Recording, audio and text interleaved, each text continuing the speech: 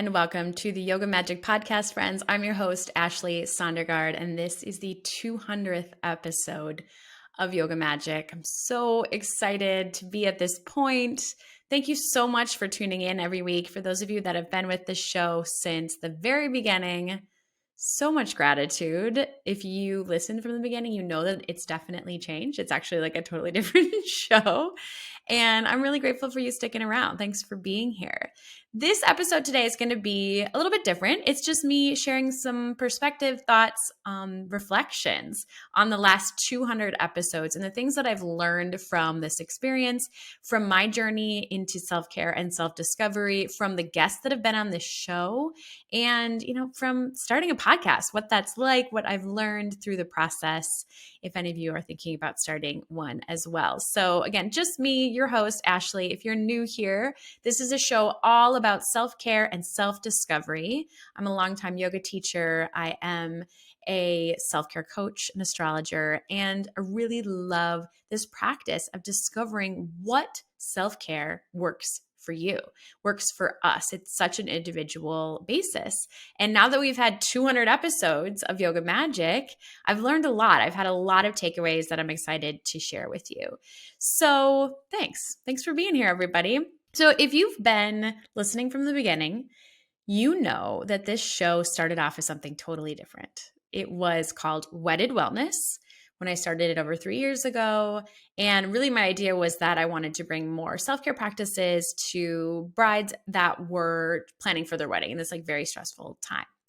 In theory, I loved it. It was so much fun, but I didn't actually feel any major connection to weddings.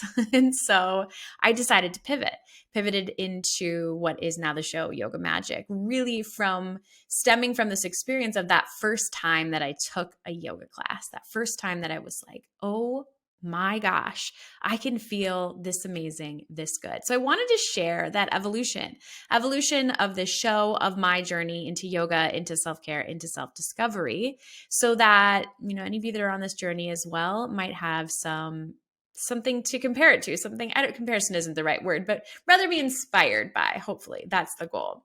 So let's start with just my journey into yoga and how I started to practice and really how it shaped my life.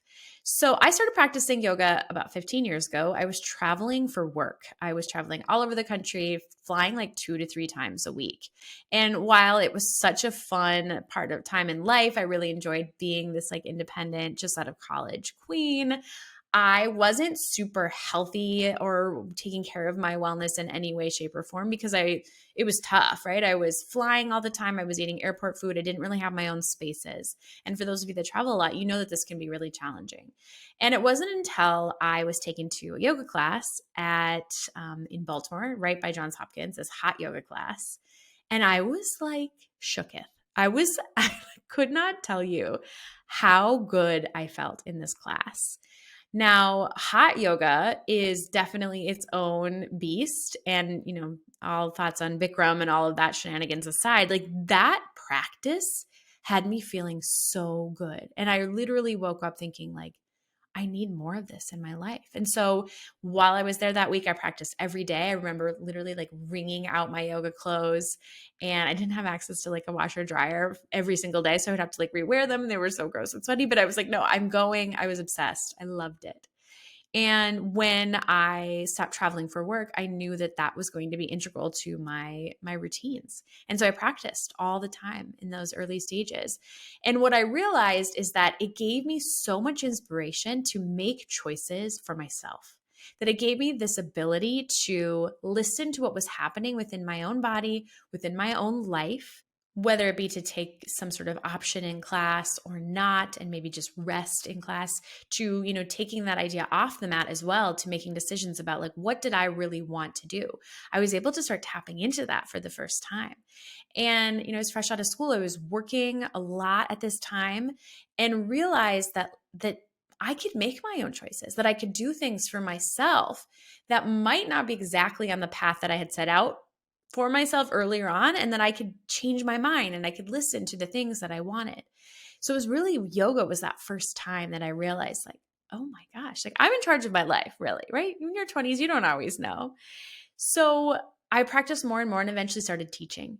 And when I started to teach, the things that I learned from the teaching process is that yoga is so much more than the physical practice. And it was that first dipping of the toe into spirituality, which now is so key to my life and a part of my journey.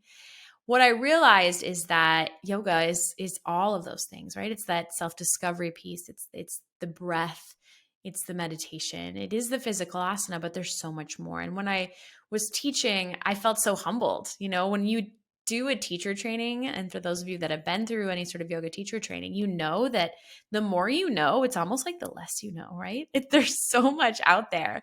And I felt so humbled by this experience. And being a beginner again, being a beginner as a teacher, being a beginner as sharing these things with my students. So I started teaching and it really got me excited. And when I finally decided, like, okay, I'm going to take life into my own hands, I made the decision to have children. It was something that like I kept telling myself I did not want to do. I remember telling my family, telling my husband, like we were both in agreement, like we're not having kids. This is not for us.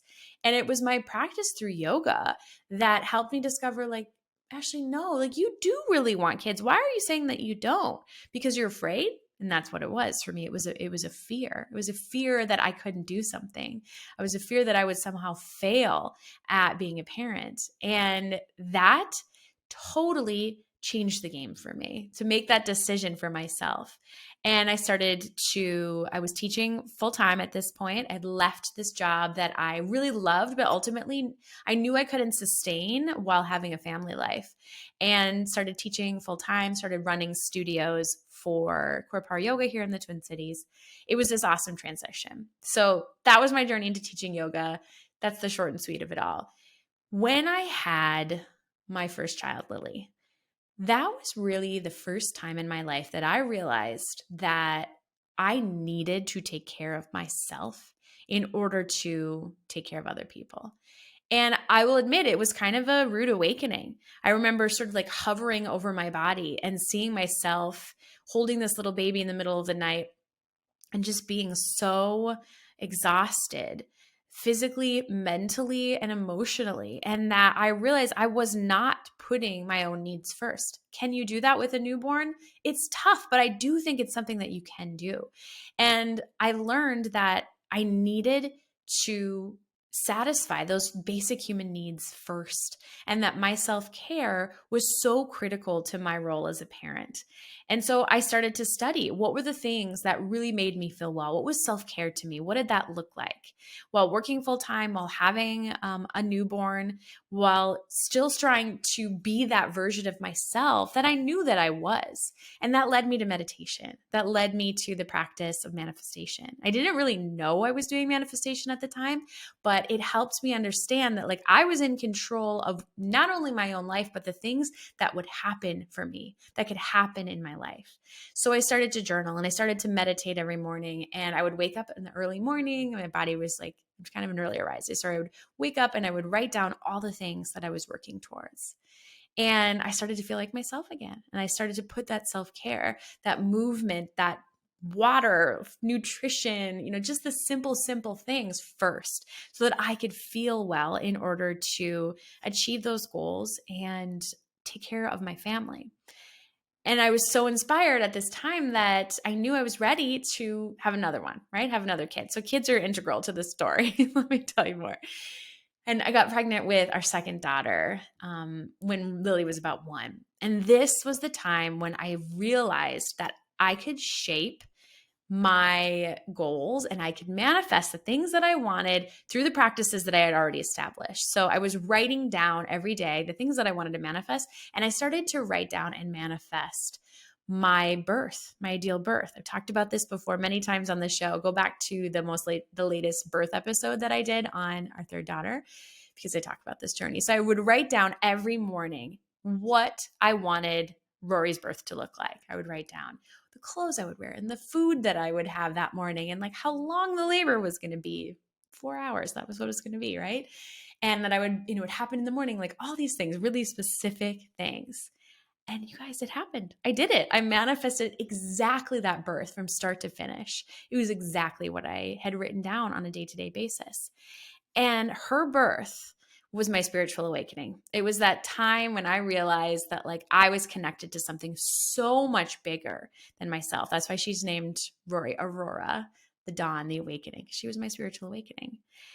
So let's fast forward. We've got yoga, that connection to making choices about the things that I wanted to do, finally moving into my spiritual practices as a teacher, and then awakening to the fact that we are magical human beings when I manifested the birth of my second daughter. So while I was still teaching, working full time, had these two amazing kiddos, I started to realize that there was something calling to me. There was something that I wanted to do. And I would get these like pings, we'll call them pings, about starting a podcast or starting some coaching or starting some sort of side hustle where I could teach people about self-care. And it kept coming back. Like I could not ignore it. It was something that I would talk to my husband about it and just be like, I keep getting this thing where I like want to start this. I want to start a podcast, but I feel like there's so many podcasts out there and I don't want to do it. I just like, I felt embarrassment, maybe even fear, similar to that experience of like being afraid of having children. So I kept pushing it off and maybe pushed it off for like 2 years. I'm just like, nah, everyone has a podcast. It's oversaturated in the space. And finally, one day, I just woke up and I started it. I don't know. I honestly have no idea what was happening in the cosmos. I should probably go back and look because clearly there was some Mars action happening because I took action that day. And I ordered a microphone from Best Buy. I went and picked it up, plugged it into my computer, watched some YouTube videos, and I started what was Wedded Wellness at the time. And I was so excited, so inspired. And I'll tell you, it was not perfect, right? That experience, that just starting something right off the bat was in no way, shape, or form perfect. But I just started and I made those changes and I iterated as it went along. So throughout the process of doing this podcast, I made a lot of mistakes. I wanted to share that. I wanted to point that out in this, that like there were so many times where I would just like accidentally delete full episodes or where I would mess up some sort of like audio situation. And like I did not know what I was doing, but I just started. And it was messy, but it was key. And I loved it and I wanted to keep going. And over time, I realized that the topic and the actual podcast that I had put out wasn't exactly what I was excited about.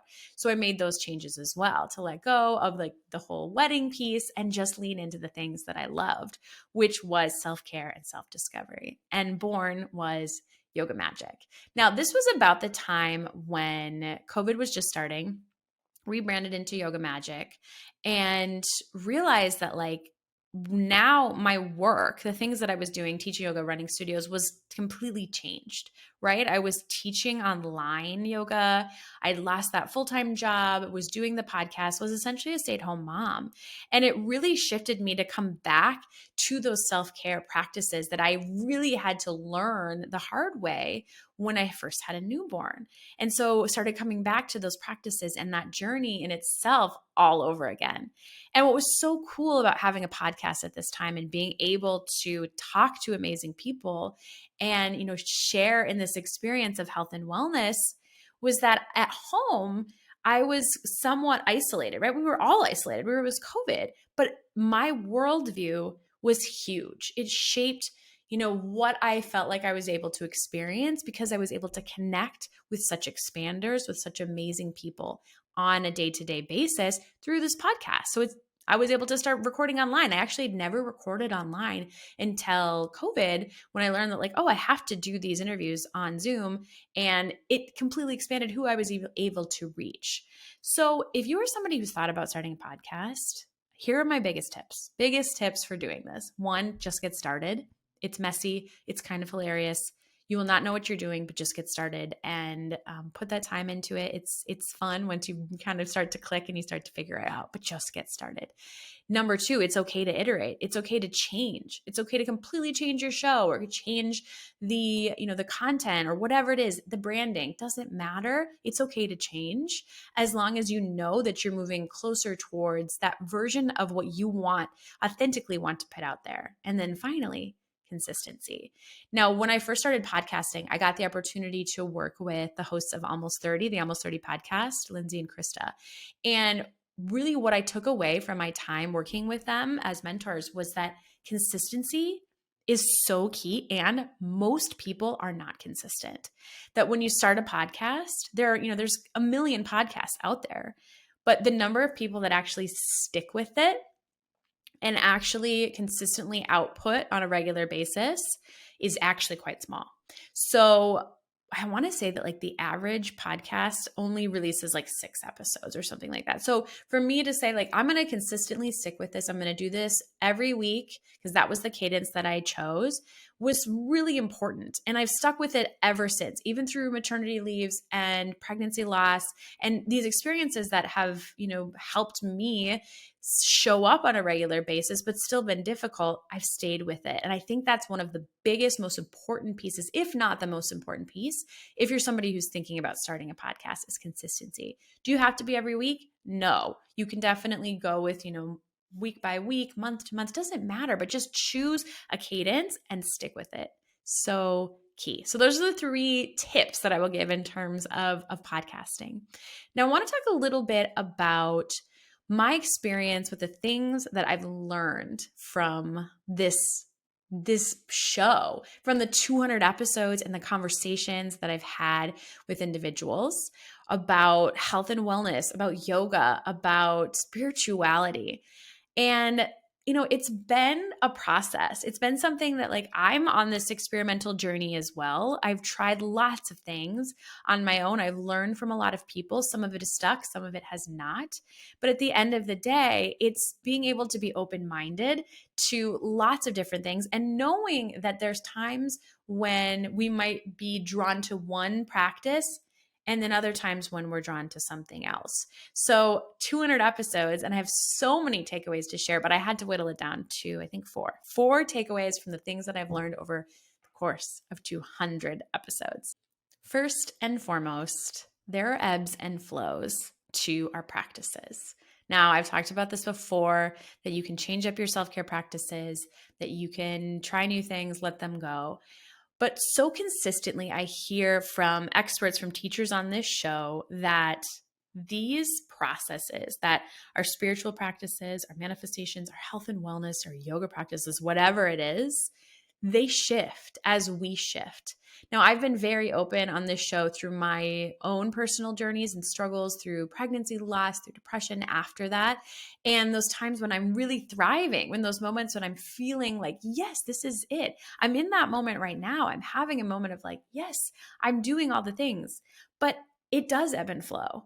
And we need to remember that as people, as humans, there are times when we are literally thriving, when we're achieving our goals, we're feeling healthy, we're doing all the things. And then there's times when we aren't. And for whatever reason, whether that be life circumstances or just mental health, whatever, I shouldn't say just mental health, even if it's mental health, doesn't matter. There's times when we have lows, and that's okay. And so I want to remind you of the structure, the 3-tiered structure of self-care. I learned this from my friend April. She has a podcast called Building Psychological Strength. And she showed me that baseline of self-care are your basic human needs. This is that foundational layer. So sometimes your self-care, your self-discovery practices, your well-being is the basic. It is going to the bathroom when you need to go to the bathroom. It's eating food. It's sleeping whenever you can get a little bit of sleep in. It's water. It's a little bit of movement, right? It does not have to be these huge, elaborate things. That is the baseline, is that basic human needs. And there are times when we are on that ebb, right? When we are not feeling like we can do those elaborate routines and self-care and wellness and all the things, we go to the basics. We ask ourselves, am I giving myself the day-to-day things that I need in order to simply survive? And early on in those newborn stages, that's what I realized I was doing, right? It was the basic human needs. I needed to get to that place. And so reminder that these things ebbs and flow. That second layer that April teaches me about, or has taught me about in the past, is those layers that we talk about a lot on this show. Those are the things like your manifestation practices, or your meditations, or your fitness, or making those like delicious elaborate smoothies that you get to make on a good day, right? Those routines that feel like, yeah, I can do this. Can I do it every single day? Maybe not, but like it's that next layer. And then the third layer is that of our more indulgent practices, whether it be like getting a massage or going on like a meditation trip, those things that we reward ourselves with. And we're somewhere on that spectrum at any given time. We ebb and we flow. And often we're somewhere kind of dabbling in all of them. But giving yourself permission to know that you ebb and you flow through this whole process is so, so key. And I wanted to reiterate that as I've listened to so many of these episodes. These things ebb and flow. Number 2, manifestation, everyone. Doesn't matter who you're talking to.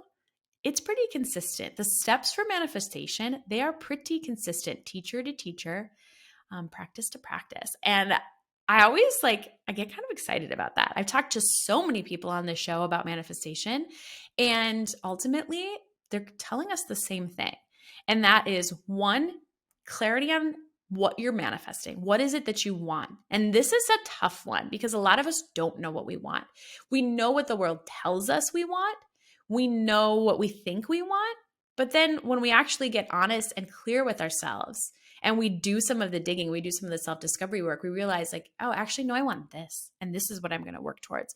Early on when I was talking about like telling myself I didn't want a family for so long, that like kids was too scary, I wasn't being honest with myself. I needed to get to that place to move past that fear in order to be really truthful that like, yeah, I did want to do this. I wanted this experience. So 1, clarity of what you want to manifest. 2, the shadow work, doing the deep discovery work in order to move past any of those blocks, any of those things that hold us back, whether it be trauma, whether it be life experiences, whether it be conditioning from our parents, from the people around us, and moving that past in order to truly believe that you can achieve that particular thing that you're working towards.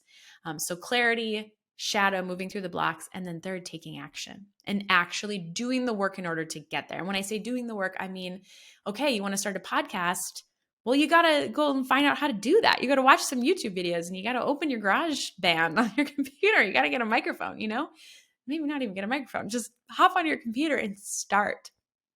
So listening to all of these teachers about manifestation and finding that there's so much consistency amongst them is so exciting for me to know that like, okay, this is simple. It's simple in practice. It's not actually simple to do. It's tough, but the steps are simple. And sometimes we just have to get, really laser focus in on those particular things that we're working towards. So manifestation, everybody, consistent, teacher to teacher, hear it all over the place. I'm going to link in a couple episodes, some of my favorite manifestation episodes on here, if you want to go back and listen to some of those as well. Number 3, we are all struggling with time. We are all struggling with time. We don't have enough time. We want to take care of ourselves. We want to prioritize our well-being, and we're all busy. We're overwhelmed. And that's, that is the truth. But is that an excuse? No, not when it comes to self-care and self-discovery. We have to remember that, self-care does not have to take a lot of time. It does not have to be super involved. And that those practices that we know bring us to a positive place, bring us to that highest self, are simple. They're the small things. Do I love a 90-minute morning routine that I see some of these like amazing 25-year-old influencers putting out there? Yes, like goals, love that. And I just am not at that place right now. I can't do that. No shame to any of the young Gen Z influencers. Like, I'm jealous. This is amazing, but I'm not at that place right now. So for me, a morning routine looks like getting up maybe 10 minutes before the baby, doing a little bit of meditation, and that's that, right? That's that early morning practice that I'm able to do. So knowing that like we are all struggling with time, that is true, but we can't use it as an excuse. And when you have those times when you are in the thick of it, your kids are sick, I just went through this last couple of weeks, or you're out of your element, or you're feeling like you're in one of those ebbs, come back to the basics, come back to that foundational level, like I was talking about earlier. But by doing a little bit of work, but by doing some experimenting and exploration of what it is that makes you feel well, you can put those into your life. You can make them a non-negotiable. And that is so key. So if anything, if you take away anything from listening to this show over the years, it's that we're all struggling with time, and that doesn't mean that you cannot prioritize yourself. You deserve to put yourself first and foremost so that you can take care of other people. And it does not have to take a lot of time. Be honest with yourself about what's getting in the way. What is holding you back from a time constraint? How can you move that out of the way so that you have some time for yourself? And then finally, the fourth is that there is so much connection to what we do on a spiritual level to the things that we do on a physical level. And we talked about this last week in our episode with Marwa Ismail about the connection of faith to our well-being. And I wanted to iterate this because, I learned that early on in my yoga practice. It came in as a physical practice. It was something that I was like, yes, I am here for the workout, right? And I realized that it was so much bigger than that this was a connection to something that I couldn't see. And there are times in our journeys, in our self-care journeys, in our health and wellness or spirituality journeys, where we lean more towards the physical, where we're looking to heal our bodies or nourish ourselves or go through a postpartum, process, whatever that is. And then there's times when we're on the spiritual path. And perhaps we're somewhere in between or we're intertwining them, but they're both. And that's true of all the things that we talk about on this show, that, we are both physical human beings and spiritual beings. And when we work with them together and we understand that sometimes we might be on one end of the spectrum or right in the middle, but ultimately it's all of it together. And, we can holistically view ourselves in that way. That is yoga magic, right? Is that combination of the physical and the spiritual. So remember, as you're doing your practices, as you're learning more about your self-care and your self-discovery, as you listen to this show, that you might lean more towards the cool smoothie recipes that you're getting today. And then the next day you're taking on some more of that manifestation work. They work together, and it's all of those things. It's both physical, spiritual. Now, again, thank you so much for being here for 200 episodes. I'm so grateful.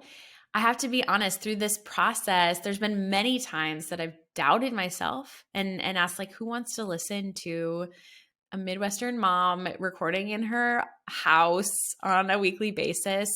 And what I've seen is that there's a place for everyone out here. There is enough of us and enough content, enough inspiration to go around for everyone. And this show has grown so much over the last 3 years, thanks to listeners like you. And thanks to the belief that, it's important that we take care of ourselves. So that doubt, it slowly every day, it goes away because I know that this is making such a big difference. And again, I hope that if you're someone who's ever thought about starting something, whatever it is, a podcast, a blog, a YouTube channel, that it's worth doing. It's worth trying. I am often, at home with little kiddos and living in this sort of insular environment. And then I hop on this mic and I get to interview people from all over the world. And I'm reminded that we are connected to so much bigger than just these small moments that we are in the thick of these life experiences. So starting something, whatever it is that you're thinking about doing, that brings you closer to that version of yourself that you've always wanted to be, that is worth your time. That is worth your investment. That is worth the energy that you're going to put towards something that you want to get going. I have talked to so many people out there who are wanting to start something, but they're afraid. And we're all afraid. It's okay. That's what makes this so important, is that the things that we want to do, our goals and our manifestations and our dreams, they're not easy. That's the point, right? Is that we have to work towards them. So try to set that fear aside, whatever it is, and just get started. It's so key as you are living that life that you always want to live. It's a little shorty episode today, friends. I hope this is helpful. And again, I will link some of my most favorite episodes here in the show notes if you want to check those out. If you want to learn more about the show, you can follow us on Instagram at Yoga Magic Podcast. You can subscribe on YouTube and listen to the podcast version wherever you listen to your favorite podcasts. I'm so grateful for you, everyone. Thank you so much for being here for 200 episodes, and I will see you next week.